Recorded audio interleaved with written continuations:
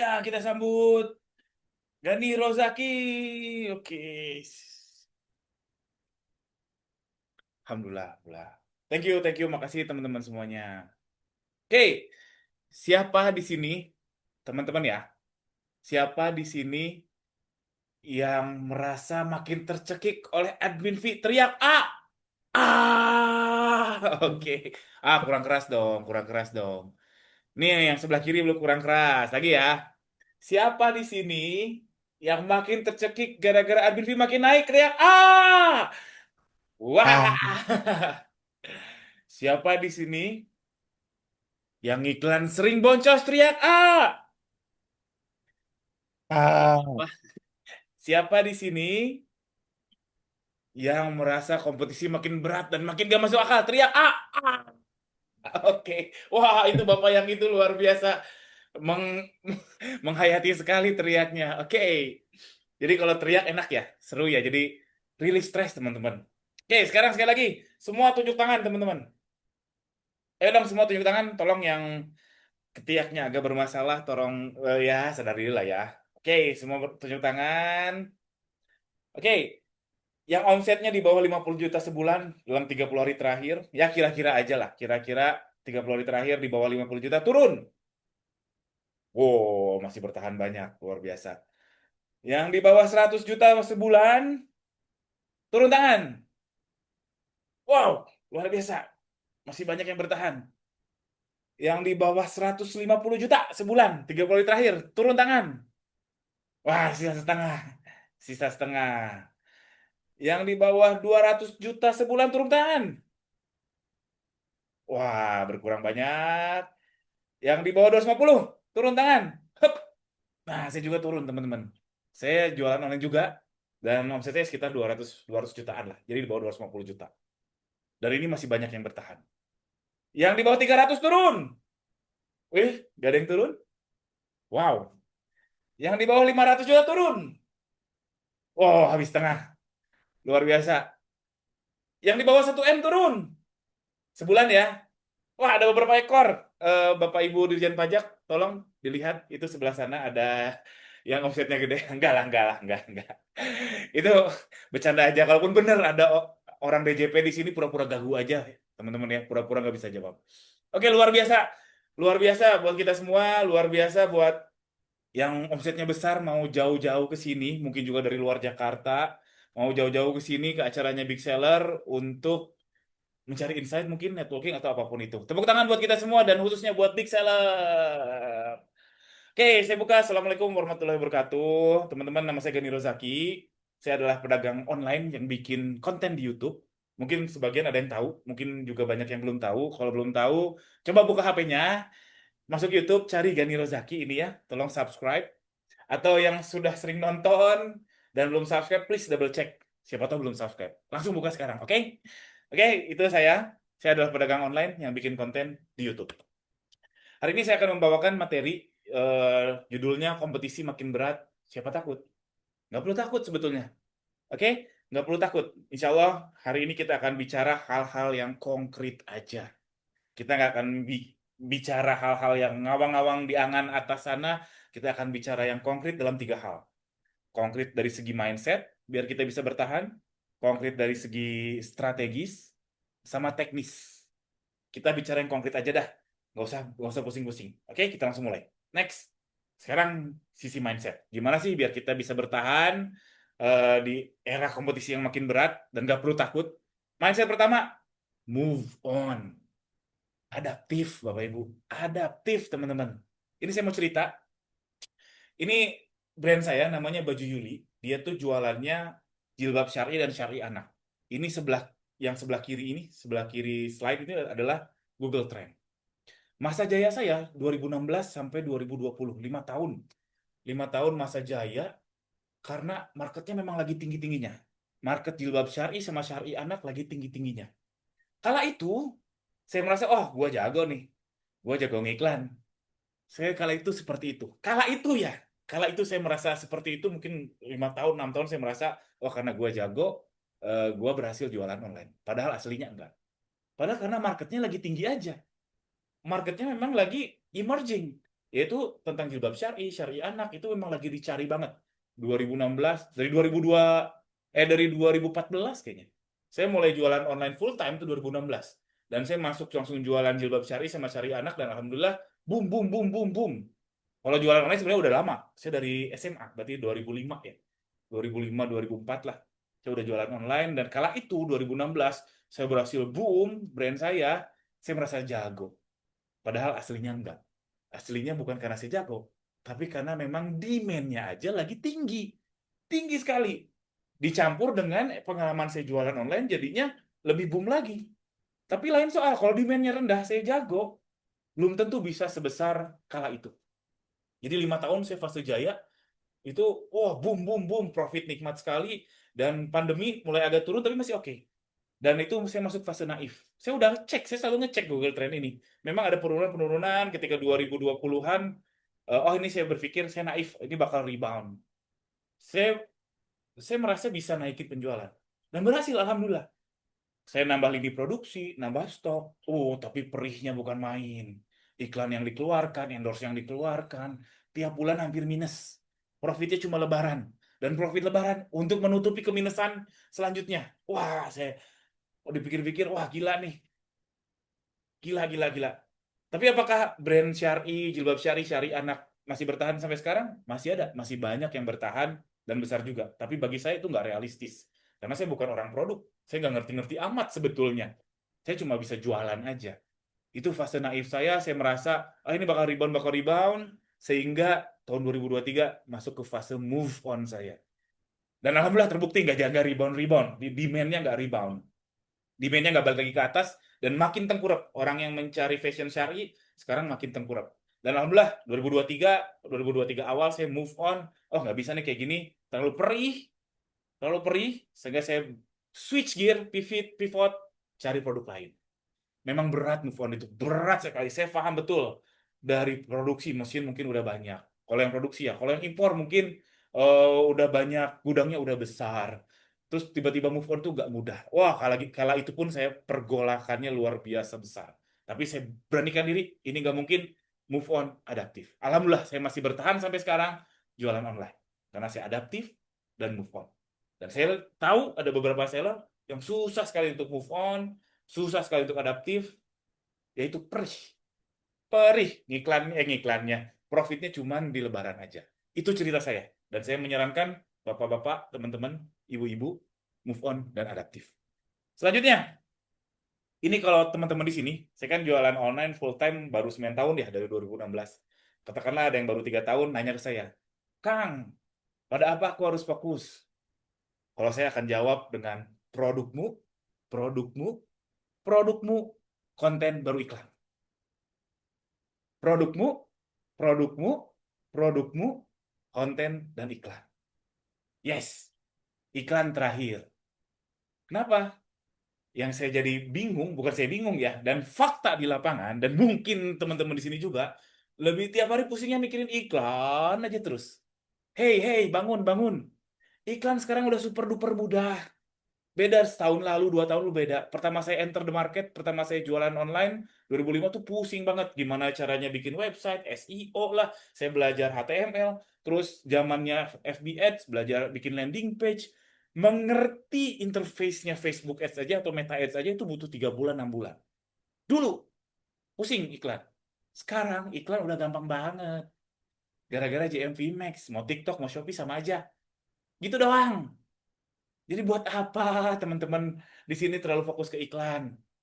Karena iklan udah sama. Mau yang dedengkot Meta, mau yang udah biasa jualan di Google Ads, sama yang baru jualan di Shopee, sama aja. Settingannya gitu-gitu doang. Alias iklan itu mudah. Makanya kalau saat ini saya ditanya, pada apa aku harus fokus, saya akan jawab produkmu, produkmu, produkmu, konten baru iklan. Maksudnya produkmu itu apa? Ini mindset ya, teman-teman. Terserah dah, terserah. Yang jelas saya sangat menyarankan lebih fokus ke produk daripada ke iklan. Bahkan sebelum iklan, konten dulu. Ya konten di sini bukan hanya soal Reels, soal video TikTok, soal YouTube, bukan. Bukan hanya itu, tapi soal yang sederhana ya. Kayak judul produknya udah bener atau belum, foto produknya udah oke atau belum, itu sederhana. Itu dulu lebih difokuskan daripada langsung mikirin iklan. Oke? Aku udah Kang bingung. Maksudnya produk itu apa? Terserah. Terserah. Yang jelas orientasinya. Ini mindset dulu ya. Nanti akan kita bicara yang lebih teknis lagi. Ini mindset dulu. Saya sangat menyarankan teman-teman biar bisa bertahan di era yang makin berat ini. Fokus ke produkmu, produkmu, produkmu. Oke? Next. Kompetitor adalah teman. Wah, apaan nih? Coba lihat kiri kanan. Itu mungkin kompetitor. Tapi teman Anda juga. Sama-sama butuh uang untuk menggaji timnya. Sama-sama butuh uang untuk bayar pangkal uang sekolah. Sama-sama PNS ya, pegawai negeri Shopee. Sama. Yang namanya kompetisi dari 20 tahun lalu sampai mungkin 200 tahun ke depan, kompetisi akan selalu ada, teman-teman. Akan selalu ada. Namanya bisnis, kompetisi akan selalu ada. Sekarang teman-teman punya dua pilihan. Mau julid ke kompetitor sebelah kiri kanan atau dengan hati yang bersih. Kalau saya sih lebih memilih pakai hati yang bersih. Daripada lihat kompetitor, wah udah beli Venturer nih. Wah gila-gila, wah capek, capek. Lihat kompetitor, wah umroh lagi, wah capek. Lihat kompetitor, murah banget, capek. Saya sih lebih baik hati yang bersih, ya bersyukur aja, alhamdulillah. Wah hebat dia beli Venturer, alhamdulillah bersyukur. Mudah-mudahan tertular. Ini masalah mindset. Kalau kita melihat kompetitor kita adalah musuh, capek, berat. Kita lihat teman. Karena sama-sama pejuang rupiah di sini. Sama-sama pencari receh ya nggak? Sama-sama relawan Shopee, sama-sama relawan TikTok. Kalau teman-teman di sini melihat kompetitor adalah musuh, wah tambah berat hidup teman-teman. Jadi saran saya, tanamkan di mindset Anda, kompetitor adalah teman. Oke? Clear ya? Next. Soal strategis. Kita akan yang bicara hal yang lebih konkret lagi nih teman-teman. Profit itu nikmat. Ya, nikmat. Omset banyak, profit tipis. Boleh sih, tapi mungkin kurang nikmat. Paket banyak, tapi profitnya, aduh, serupiah dua rupiah hanya cukup diri sendiri aja. Ya oke, good job. Tapi kalau bisa lebih profit lagi, itu nikmat. Ini cerita saya, kalau waktu masih jaya itu, wih, profit itu nikmat sekali. Saya sekolah lagi, pakai uang bisnis. Bahkan saya nggak pernah bayar pakai uang pribadi, jadi langsung pakai rekening bisnis. Bayar uang sekolah saya. Lalu saya invest. Dulu saya invest di emas, rutin. Rutin dan kemarin tahu bulan Juli ya saya exit. Wah, udah terlalu tinggi. Di emas sudah terlalu tinggi. Saya exit dan hasilnya lumayan banget. Lumayan banget. Itu bisa dilakukan kalau saya punya profit. Kalau jualan online-nya pas-pasan, nggak akan mungkin saya beli emas rutin, belum nggak akan mungkin. Lalu saya bisa pengembangan bisnis. Saya hadir di sini karena saya kala itu udah kenyang. Saya bisa bikin konten YouTube, bisa bikin ini, bikin itu, bikin itu.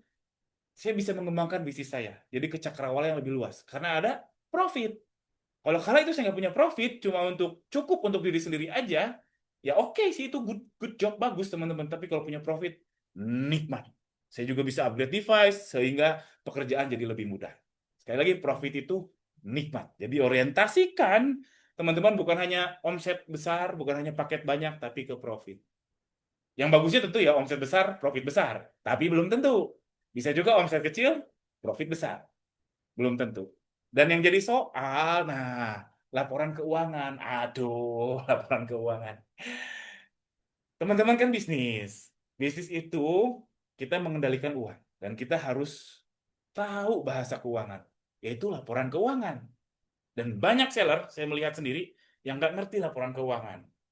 Please, tobat dari sekarang. Insyaf, insyaf, insyaf. Kalau teman-teman mau bisnis, harus belajar. Nggak harus paham, tapi mau belajar. Mau belajar tentang laporan keuangan. Kalau nggak tahu laporan keuangan, nggak gimana caranya tahu profit. Profit itu nikmat dan cara mencapai sana minimal teman-teman di sini harus belajar laporan keuangan. Tobat ya, yang belum ngerti laporan keuangan, mudah-mudahan di sini nggak banyak, segeralah bertobat. Yang kedua, strateginya biar kita bisa bertahan di kompetisi yang makin berat, yaitu dedicated R&D. R&D itu apa? Research and Development. Dedicated itu apa? Dedicated itu menghususkan. Bisa bisa tiga atau di antara salah satu. Uang, manpower atau waktu, itu di antara tiga itu teman-teman khususkan untuk R&D, Research and Development. Di sini bukan berarti di produk, kalau teman-teman yang produksi ya, fokus ke produk aja. Enggak, bukan. Makanya namanya R&D, Research and Development. Riset dulu. Riset pasar, riset supplier, riset bahan kalau yang produksi. riset macam-macam, baru develop. Bukan hanya development aja, itu juga salah. Oke, Kang, fokus ke produk. Saya akan bikin produk yang sebagus-bagusnya menurut saya. Oh, itu salah juga. Karena perlu ada research, makanya R&D, Research and Development. Lihat dulu market, lihat dulu supplier, lihat dulu apapun itu, baru develop produk teman-teman. Saran saya, strategi teman-teman, mulai besok ada dedicated R&D, alias mengkhususkan sesuatu, entah itu waktu, tenaga, atau uang untuk R&D, agar kita bisa bertahan di era kompetisi yang makin berat ini. Yang ketiga, branding. Wah, kalau kita bicara branding, 25 jam sehari juga nggak akan selesai. Ada yang bilang branding itu keren, terkenal, mewah, endorse, wah banyak macam lah. Tapi saya sarankan buat teman-teman, biar simple dan sederhana, orientasikan brandingnya ke repeat order. Kalau teman-teman, oke, endorse artis papan atas, penjualan jadi boom, tapi nggak ada repeat order, percuma, mahal doang. Tapi kalau ada repeat order, wow, itu mulai tumbuh. Alias itu menjadi fundamental, menjadi baseline-nya bisnis teman-teman. Repeat order itu super duper penting di era kompetisi seperti ini. Itu. Jadi orientasikan ke branding, tapi branding ke yang repeat order. Buang definisi yang lain, buang definisi keren, buang definisi terkenal, buang definisi endorse yang mahal, fokus ke branding yang repeat order. Caranya gimana? Walau-walau. Terserah teman-teman. Yang jelas, fokuskannya ke repeat order. Jika strategi teman-teman, entah itu endorse, entah itu apa, berhasil meningkatkan repeat order, pakai itu. Oke? Repeat order. Atau, teman-teman mulai berpikir untuk personal branding. Kenapa enggak? Tiap hari saya yakin, tiap hari di sini pada bikin video TikTok kan?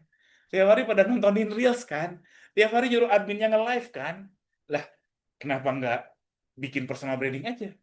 Nggak ada salahnya. Aduh, malu Kang, saya malu depan kamera. Hey, hey, yang malu depan kamera berarti jiwa bisnisnya patut dipertanyakan. Kalau yang namanya bisnis, urat malu harus sudah putus, teman-teman. Harus udah putus, nggak boleh nyambung lagi urat malu. Kenapa harus malu? Kan halal, ya nggak? Nggak harus malu. Dan nggak perlu malu. Karena kita mencari hal yang halal, dan teman-teman juga sehari-hari bersentuhan dengan konten dan personal branding, kenapa enggak? Coba dari sekarang, strategikan teman-teman untuk ngebangun personal branding teman-teman. Why not? Dan sudah umum banget brand besar itu si foundernya atau pemiliknya itu terkenal juga. Ya paling umum ya Apple, Steve Jobs tahu, Microsoft, Bill Gates umum. Di lokal juga banyak. Kayak Paragon, Bu Nur Hayati, aduh saya jadi lupa. Oh banyak banget. Brand-brand kecil juga banyak kok yang ownernya muncul ke depan. Itu bukan nggak sengaja, itu disengaja. Ah saya brandnya masih kecil ya nggak apa-apa. Coba aja. Kan kita mau bertahan di era kompetisi yang makin berat. Dan sedangkan personal teman-teman pasti beda-beda. Dan semua di sini saya yakin pasti unik. Oke? Putuskan urat malu. Oke, itu dari sisi strategis. Sekarang kita masuk ke hal yang lebih konkret lagi nih, yaitu ke teknis. Gimana kita bisa bertahan di kompetisi yang makin berat. Dan nggak perlu takut. Kita ke teknis ya. Pertama, maksimalkan big seller. Wah, ini sekali lagi tepuk tangan buat big seller yang sudah mengadakan acara luar biasa ini. Big seller banyak fitur-fitur yang mungkin teman-teman nggak tahu. Bahkan user big seller pun nggak tahu fitur ini penting. Saya list beberapa saja, cuma 4 ya, yang menurut saya penting sekali buat teman-teman bisa mengefektifkan jualan online-nya teman-teman. Pertama, laporan keuntungan. Laporan keuntungan dari big seller langsung ketahuan, real time. Daripada download, proses, oke, itu bagus. Tapi kalau pakai laporan keuntungan di big seller, 5 detik. Sorry, yang 5 detik. 2 detik selesai. Cepat banget. Jadi teman-teman bisa membuat strategi yang lebih cepat. Laporan keuntungan, luar biasa. Fitur yang bagus dari big seller. Lalu kelola retur dan selisih ongkir. Retur dan selisih ongkir ini, oke, mungkin kecil. Mungkin kecil. Memang kecil sih. Secara persentase ya, saya lihat banyak seller memang kecil. Tapi ini kayak vampir, teman-teman. Kayak vampir. Menggigit kita, nggak sakit sih memang. Tapi kalau nggak diurus, itu rugi sama sekali. Lewat seller center itu bisa, tapi nyaris nggak mungkin. Pakai big seller jadi lebih mudah. Daripada nggak diurus sehingga rugi sama sekali, saya sih lebih baik diurus karena mudah oleh big seller. Kelola retur dan selisih ongkir. Banyakin toko all in one. Nah, kalau tokonya banyak pakai big seller mudah sekali, tinggal print banyak aja. Dan luar biasa, gara-gara big seller saya banyak efisiensi pekerjaan yang nggak perlu. Banyak sekali. Dan ya itu kerennya big seller. Sekali lagi tepuk tangan buat big seller. Next, teknis lagi, konten pakai AI, teman-teman. Nikmat digital mana yang kau dustakan? Saya ingat betul 2022 ChatGPT itu baru muncul ya. Dan wah, saya seneng banget ChatGPT baru muncul tuh. Saya sejak saat itu saya lebih banyak chat sama ChatGPT daripada sama istri sendiri. Dan sekarang bikin konten pakai AI mudah banget. Bisa bikin foto, bikin video, realistik, luar biasa. Nikmat digital mana yang kau dustakan? Jangan sampai teman-teman di sini mendustakan nikmat ya, karena digital sudah sangat-sangat mudah, sangat-sangat luar biasa. Kalau teman-teman belum pakai, wah, Anda mendustakan nikmat. Lalu seperti apa? Sederhana sih, konten pakai AI. Ini salah 3 contoh konten saya pakai AI. Foto produk pakai AI. Bagus atau enggak? Relatif. Tapi murah. Bayangin, kalau saya arrange photoshoot, MUA-nya seperti apa? Nyocokin jadwalnya seperti apa? Editingnya seperti apa? Biaya yang dikeluarkan seperti apa? Oh, jadi mahal. Mungkin lebih bagus, tapi mahal. Ada pakai AI, super duper mudah, 15 menit selesai. Tapi nyaris zero cost. Nyaris nggak ada biaya. Wah, nikmat digital mana yang kau dustakan? Oke, biar bisa bertahan, manfaatkan AI, bikin konten pakai AI. Minimal-minimalnya foto produk pakai AI. Masalah bagus atau enggak urusan kedua. Tapi yang jelas, mudah, murah. Oke? Yang ketiga, nah ini teknis banget. Ini udah pasti langsung kebayang banget. R&D aja 15 menit sehari. Stop, nggak ada lagi seingatnya. Tadi R&D saya sudah jelaskan panjang lebar. Yang intinya adalah bukan hanya fokus ke produk, tapi lihat market juga. Coba slotkan 15 menit sehari untuk R&D. Terserah ngapain. Mau lihat Google Trend, mau lihat tukang jahit, mau lihat tahu bau. Terserah dah, 15 menit aja kok sehari. Ini masih lebih rendah daripada teman-teman lihat TikTok, masih lebih rendah daripada teman-teman lihat drakor. 15 menit sehari. Masalah 15 menit ini menghasilkan sesuatu atau tidak, itu urusan lain. Yang jelas kalau udah ada 15 menit sehari untuk R&D, fokus teman-teman di situ untuk R&D. Tidak ada lagi seingatnya. Stop. Mau penjualan lagi tinggi, penjualan lagi turun, R&D wajib. 15 menit aja sehari. Silakan kalau mau diikuti, ini sangat-sangat crispy sekali tipsnya. Cukup 15 menit aja sehari. Lanjut, next. Banyakin flexing. Ini teknis juga, dan flexing itu adalah hal yang masih efektif sampai sekarang. Flexing aja, nggak ada soal kok. Itu flexing, itu merangsuk ke hati yang lihat. Banyak paket, lihat ROAS, wah ada apa nih, paketnya banyak. Orang jadi kepo. Dia jualan apa sih? Itu awareness. Sudah memunculkan awareness. Memang saat itu belum tentu beli. Teman kita belum tentu beli. Belum tentu beli. Tapi walau alam, setahun lagi, 2 tahun lagi, 6 bulan lagi, bulan depan jadi beli. Itulah namanya awareness. Jadi orang sadar, oh si Gani itu jualan ini. Itu gara-gara flexing. Karena yang namanya flexing merangsuk ke hati. Cobain aja. Saya yakin di sini kalau lihat temannya flexing pasti at least ada julidnya. Ya nggak? Cobain, banyakin flexing. Masih efektif, masih efisien sampai detik ini. Terakhir, komunitas networking. Penjualan makin turun, admin fee makin berat, organik makin nggak ada, iklan makin mahal. Yakin teman-teman di sini mau sendirian? Are you sure? Mau sendirian wah, menghadapi pajak nanti mau sendirian? Yakin? Saya sih nggak mau. Saya sih pengen punya teman yang seperjuangan. Daripada saya menghadapi pajak nanti yang mungkin tersistemkan dengan Cortex, admin fee makin berat. Kalau saya sendirian, wah saya bisa sport jantung, bisa bisa bisa ngemil tiap hari. Tapi kalau punya teman, nggak takut kalau punya teman. Kita punya teman seperjuangan, nggak takut, asli nggak takut, nggak takut. Caranya gimana? Sederhana teman-teman. Banyak kok komunitas yang berbayar ada, yang gratis ada, yang besar misalkan TDA ya, tangan di atas. Join aja. Lagi ada intake, lagi ada penerimaan, join aja. Daftar join, angkat pantatnya, ayo jangan depan laptop melulu. Join. Itu investasi yang luar biasa, ikut komunitas. Dan saya ada 2 tips buat teman-teman di komunitas. Pertama, kontributif. Kontribusi. Kalau misalkan simpelnya ya, yang hal sehari-hari teman-teman lihat adalah misalkan eh, ini di WhatsApp grup. Kalau di WhatsApp grup ada yang nanya, coba jawabin. Susah amat sih. Walaupun teman-teman nggak ngerti-ngerti amat, coba aja jawabin. Tebar kebaikan. Kan kita sama-sama tahu ya, kalau kita nebar kebaikan, kebaikan pula yang kita tuai. Jadi kalau teman-teman bantu dia, walau alam 3 tahun lagi, 4 tahun lagi dia bantu Anda, walau alam. Jadi cobalah kontribusi di komunitas yang Anda sudah join. Entah WhatsApp grup, entah Telegram grup, atau komunitas offline, cobain kontribusi. Karena Anda menebar kebaikan, kebaikan yang Anda tuai juga. Yang kedua tips dari saya, 3 kali jumpa darat. Apa ini maksudnya jumpa darat? Jumpa face to face ya. Kalau sekarang kan zamannya online. Kalau face to face itu beda ininya. Kesannya beda. Dan kalau sudah 3 kali jumpa darat, itu rule of thumb saya. Magic number saya itu 3 kali.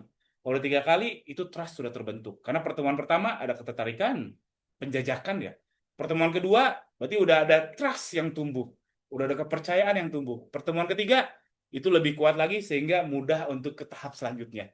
Bukan perkawinan ya, tapi ke partnership atau apapun itu. Mungkin antara supplier dan vendor. Saya yakin teman-teman nego sama supplier pun minimal 2 kali ketemu lah. Dan roll of thumb saya 3 kali. Dan dengan ini jadi nggak takut. Punya komunitas, networking yang bagus, kita nggak takut. Nggak takut nanti mau admin fee besar, mau Shopee-nya nggak ada, mau TikTok-nya nggak takut. Tapi big seller insya Allah akan selalu ada ya.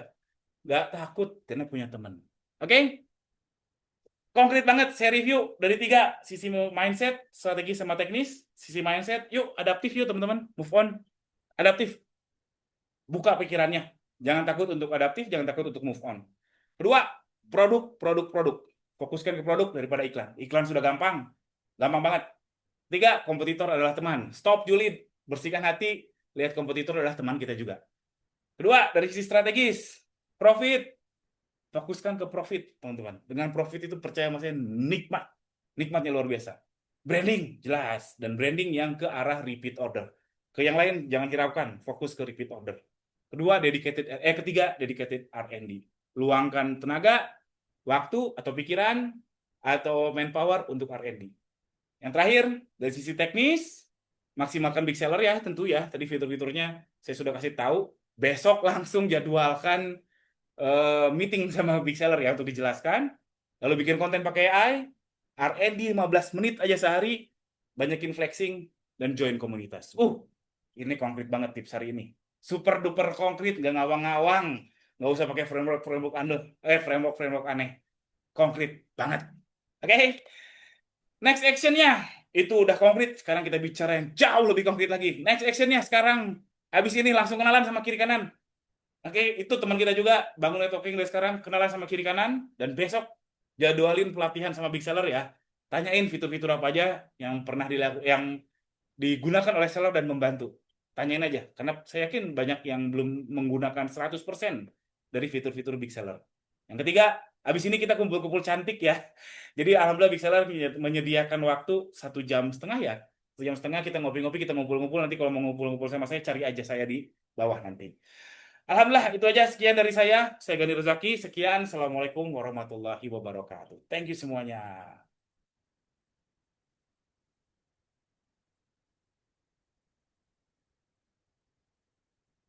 Wah, 8 orang yang nonton. Ada yang mau ngasih feedback nggak? Mantap, setengah jam pas, Kang. Pas Wah, 30 menit ya. 28, saya ngejar 20 sebenarnya. Oke lah, oke. Cukup fundamental ya, Kang, materinya ya. Nggak Mm-mm. teknis banget ya. Emang dimintain gitu.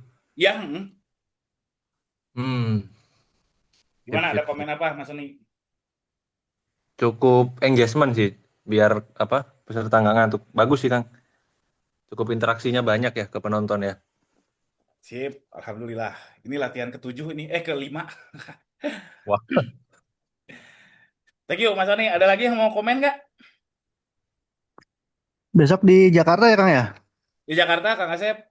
Hmm, saya baru datang nanti Di mana ini? kerja mau ikut aja. Udah di rumah, udah di rumah. Oh, udah di Bandung. Alhamdulillah. Hmm, Musim dingin ya di sana ya? ya, iya nggak terlalu panas. Kalau Hmm. bisa ketemu Kang nanti Senin Kang. Wah, jangan Senin atuh, saya baru pulang. Ya Ya kan bolehlah kita kayak mau ngomong Sarimbit ya, oke. iya Insya Allah sih kita siapin ready stock aja Kang lah kalau kalau kalau PO itu berat di Shopee mah deg-degan. Nantilah kita jumpa dulu lah. Hmm, Kita ya ke siap siap. Kang Asep, saya ke Kang Asep ya. Siap Kang, mangga. Sip. Mohon Kang Nuhun Asep. Kang. Ada lagi yang mau komen, teman-teman? Sip. Thank you teman-teman udah mau jadi pendengar. Apa Mbak Lia? Kenapa Mbak Lia?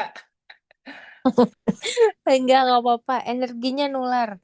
Oke. Alhamdulillah. Energinya oke. Padahal tadi bilang udah berapa? Ke berapa kali latihannya? Latihan kelima ini. Wah, tapi semangatnya masih oke banget ya. Wah, Keren. dibayar Keren. soalnya. Kalau nggak dibayar mah nggak semangat. Oh, itu Berarti justru yang total bikin berapa? semangat ya. Oke, aku baru baru lihat nih, jadi baru join pas belakangan. Tapi apa namanya? Seperti biasa Kang Gani kan emang menggebu-gebu kan, tapi justru itu semangatnya jadi nular. Gitu. Alhamdulillah, alhamdulillah. Sip, sip. Mantap. Semoga lancar. Siap. Besok aku belum bisa ikutan. Masih jaga anak-anak kalau hari Minggu tuh nggak ada Mbak. Siap, siap, Jadi Mbak kalau Lia. Minggu susah. Kalau hari biasa mungkin masih bisa. Gitu. Oke, oke. Oke, semangat. Semoga besok lancar ya. Amin, amin. Thank you, Mbak Lia. Nah, Sip. Ada lagi yang mau ngasih feedback? Kalau boleh tahu besok berapa peserta, Kang? 1000. Mas. Stage gede. Wow. Wow, wow, wow. Mm-mm. Sip, sip. Semangat, semangat, Kang. Oke, oke. Sip, kalau gitu. Thank you ya teman-teman udah mau nguping. Apa Mas Heri, open mic mau ngomong apa? Iya Kang, semangat aja buat besok. Udah keren banget sih tadi. Eh bisa nguping, alhamdulillah. Siap, siap, siap. Ya udah. Thank you ya teman-teman ya. Selamat beristirahat. Thank you udah mau jadi ngasih feedback. Thank you banget. Assalamualaikum. Waalaikumsalam warahmatullahi wabarakatuh. Waalaikumsalam.